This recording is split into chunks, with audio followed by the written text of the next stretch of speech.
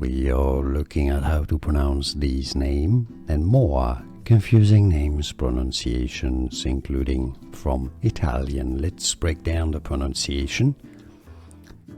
And stay tuned until the end of this video to learn more fascinating stories pronunciations too.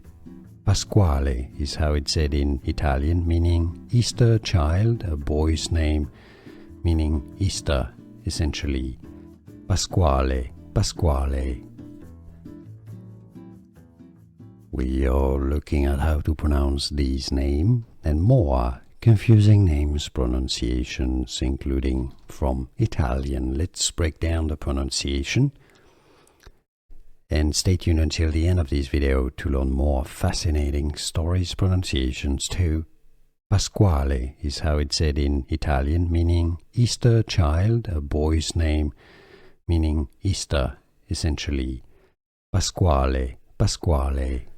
Here are more videos on how to pronounce more confusing words and names too many mispronounced. Like this video if you found it useful. I appreciate your support. I'll see you soon and thanks for watching.